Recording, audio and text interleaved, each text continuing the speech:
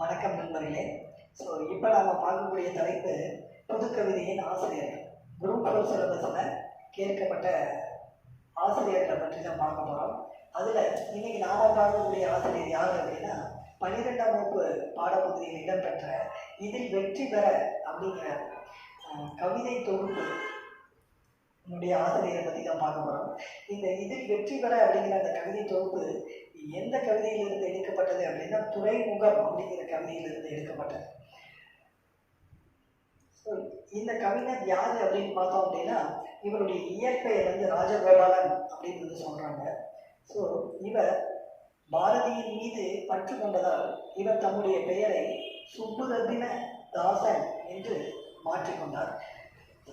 எல்லோரும் இந்த கவிஞரை எப்படி அழைப்பாங்க அப்படின்னு பார்த்தீங்க அப்படின்னா உவமை கவிஞர் என்று அழைப்பாங்க. இவர் இதழ்கள்லாம் நடத்தியிருக்கார். இவர் நடத்திய இதழ்களில் ஒன்று தான் காவியம் அப்படிங்கிற இதழ். அது போக மேலும் இலக்கிய ஏடுகளையும் நடத்தியிருக்கார். இலக்கிய ஏடுகள் எது எது நடத்தியிருக்காரு அப்படின்னு பார்த்தோம் அப்படின்னா இலக்கியம், விண்மீன், ஊர்வலம் அப்படிங்கிற இலக்கிய ஏடுகளையும் நடத்தியிருக்கார். அவர் எழுதிய நூல்கள் அப்படின்னு நம்ம பார்த்தோம் அப்படின்னா மங்கையர்க்கரசி, அமுதும் தேனும், துறைமுகம், தேன்மொழி அப்படிங்கிற தேன்மலை அப்படிங்கிற அந்த நூல்களையும் எழுதியிருக்கார். இன்னொரு தடவை படிக்கிறேன். மங்கையர்க்கரசி, அமுதும் தேனும், துறைமுகம், தேன்மலை அப்படிங்கிற நூல்கள் எழுதியிருக்காங்க. இதை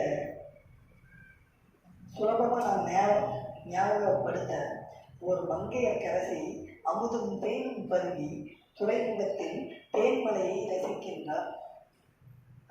ஆச்சரியம். அந்த மாதிரி நம்ம நினைவு வச்சுக்கிறோம். அடுத்து அவர் வாங்கிய விருதுகள் என்னென்ன அப்படின்னு பார்க்கும்போது தமிழக அரசினுடைய கலை மாமணி விருது வாங்கியிருக்கார். அது போக பாரதிதாசன் விருது, தஞ்சை தமிழ் பல்கலைக்கழகத்தின் ராசராசன் விருது அப்படின்னு விருதுகள் வாங்கியிருக்கார்.